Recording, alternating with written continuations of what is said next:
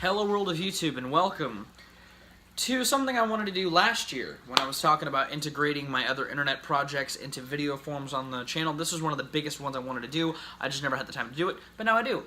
For those who don't know, for the last 3 years, this is my 4th year doing it, I've been doing a listening log wherein I do kind of a live journal updating very frequently the albums that I'm listening to. I do albums, singles, EPs, really any music that comes out in a given year. There's a rating to it, and there's a small little, usually sarcastic review talking about my feelings on the album. And I wanted to kind of expand upon those albums with still having the one sentence review on the log, but having a full-fledged opinion discussed on the channel about an album, maybe talking about my history with some of these artists, because there's going to be a lot of artists that I do enjoy and I've enjoyed for a while that I've never talked about in the channel, so I'm using this as a platform to do so as well. It's going to be edited very similarly to my list, how my list videos have been, because I feel like it's a great way to break up segments like this. It's a good way to kind of talk about a lot and segment it very well. But that's basically it. I'm going to talk about albums in the month of January. I only listened to 6 albums, enough to really formulate an opinion on them. There's some that I was spinning near the end that I'm still spinning into this month that I'll probably talk about. Not probably, I will. But the only thing I won't do is if Mark and I, for the podcast, have an established, we're going to talk about an album, I'm not going to share my opinion here. It's going to be shared on the cast. But either way, if you do want to check out the listening log, if you want to see where I'm sitting with some music, kind of get a sneak preview for some of my opinion, that'll be shared in the next month. It's linked in the description. But without further ado, let's talk about some music.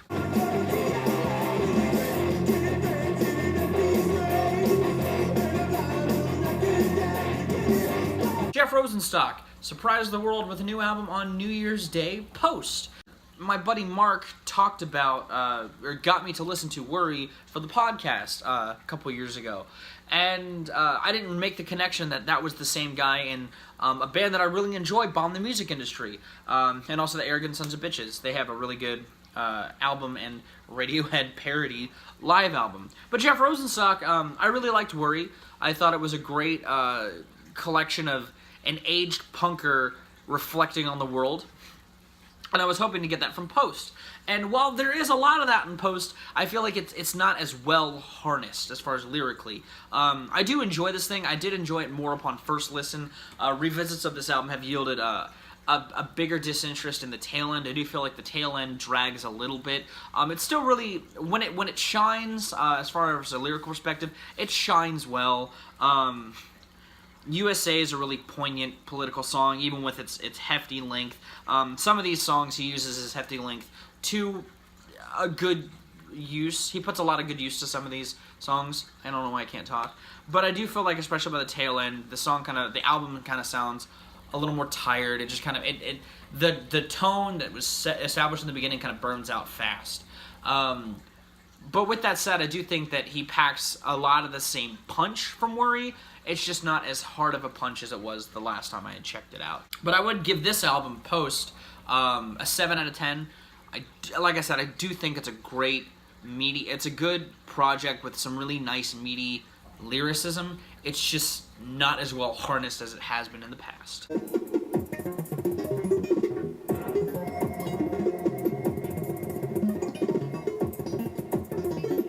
When this album dropped, I was kind of surprised, and I thought, are all the albums that I love this year gonna be surprise albums? And I really like Venetian Snares. I think that Aaron Funk is a hell of a producer. I think that he has made some really nice, erratic electronic music, and I really enjoyed his album from a couple years ago, Traditional Synthesizer Music. It was one of my favorite albums of 2016. I thought it was really well organized. I thought the synth sounds were really lush and rich. And I was hyped to listen to this thing, and it didn't really disappoint. It's a different beast. It's more akin to his traditional stuff, but it's even more anxious, anxiety-fueling, and its tone that it sets is a lot more erratic, which for someone like Venetian Snares is kind of a feat in itself. But the album itself, it's got a really long name. She Began to Cry, Tears of Blood, which became Little Brick Houses when they... It's a long-ass fucking title. When they hit the ground. Very atonal, but not in a bad way. Like, where Post took its idea and kind of ran it into the ground early, this thing kept my interest the entire time. It is, a lot of the synth sounds are very similar, they're very samey. It's very rooted in this tinny atmosphere with a lot of really oddly accented punctuation. Again, it feels like a breakcore IDM record by Venetian Snares, but it's not the same. It's a very erratic beast. It's super odd, off kilter. Like, a lot of the rhythms on here are so off kilter in a very welcoming way. I genuinely enjoyed this thing. I think that it doesn't overstay its welcome. Every piece, I should say, is really well paced, and everything kind of fits really well together into this nice, tight, entrapping package. I give this thing like an 8 out of 10. There's not a whole lot I could say. I could see the atonal nature turning people off of this album. I can understand that. Or really just the oddball. If you don't really know Venetian Snares, I don't know if this is a good jumping on point, because this is one of his more challenging records. But it's not a bad thing. I think that it's a great feat for electronic music in 2018. Yeah.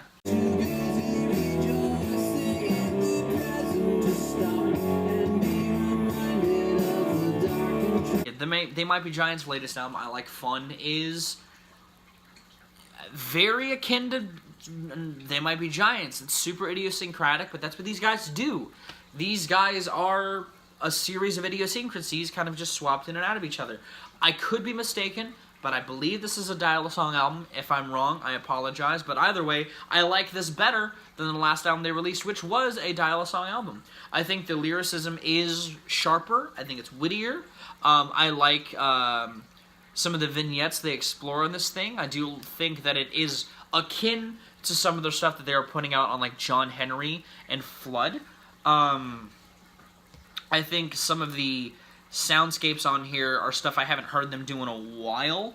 I think it's By the Time You Get This, there are some really gritty guitar tones that I don't remember being on their last record, and I haven't heard them do in a while. I really was taken aback by this. I thought this thing was equal parts eccentric and nostalgic for me.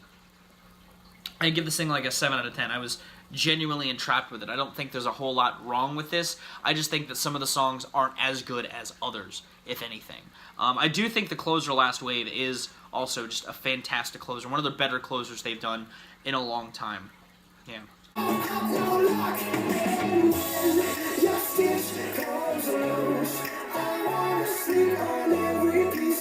So I checked this purely as a guy who knew he wasn't going to like this. I hadn't heard any of the singles leading up to Mania. Yeah, I really don't like this thing. A lot of my friends and contemporaries on here don't like it for good reason. It's a hot, steaming pile of shit. Really, the only song I like is Heaven's Gate. I think it's got some really good lyricism in that. I like the soundscape, but I think the rest of the album fucking sucks. I think the ideas they're exploring on here are fucking terrible. It's like, I thought Pacific Daydream was a hodgepodge. This is a goddamn hodgepodge. And when it's not outright terribly constructed, it's just dull, which is an even greater, if not equal, sin to music. I think a lot of the ideas they decided to put together didn't work, basically. And I feel really bad for the drummer. I give this thing like a 2 out of 10. This thing fucking sucks.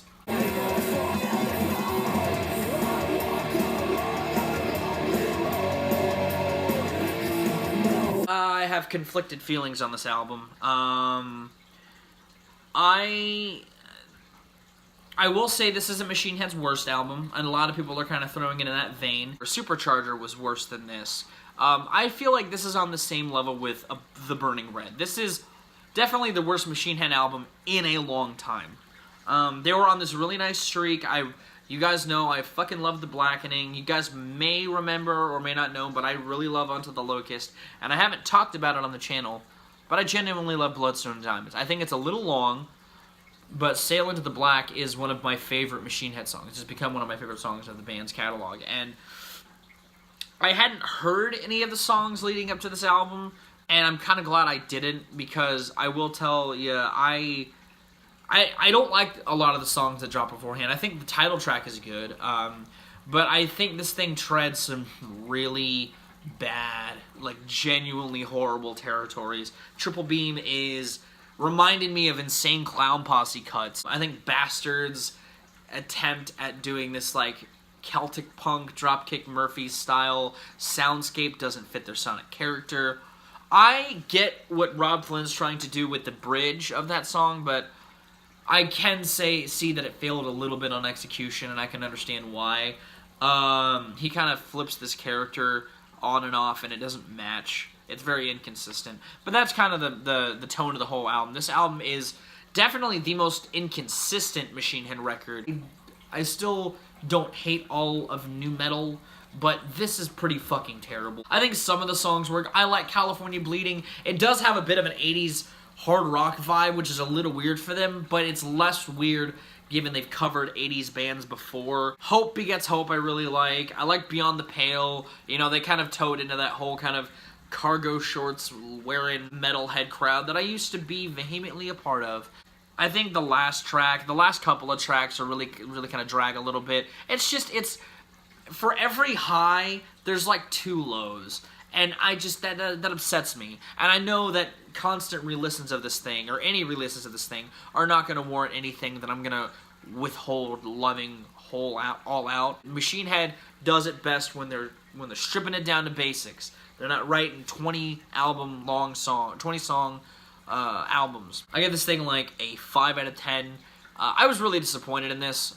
I didn't think I was going to love it that much, given I had seen so many of the things about the album with it coming out, but I am a little disappointed that I don't like this as much as I hoped I would, because I do think Machine Head have had one of the better decades, at least since The Blackening, than a lot of their contemporaries.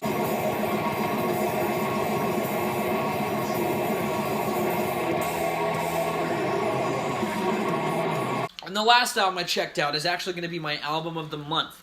I'll try to have one of these every month. I'll pick an album that I listen to, put it on a pedestal above everybody else's. This is the best thing that came out this month, and tell you why. And for me, it's Portal's Ion. I got in this band back in high school when I was getting into really weird shit, and I was hyped for this record because they hadn't put out an album since, I think, 2013's Vexo Void, which was an album that was an honorable mention on my Of the Year list that year. I think this is leaps and bounds above even some of their Golden Age stuff. I think this is a new classic that they've made. They've taken their already cacophonous and very unnerving and encroaching sound and increased that tenfold.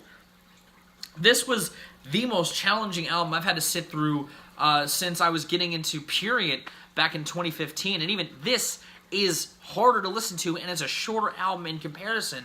I mean, this album is just constant grinding and buzzing and just a generally unsettling sound.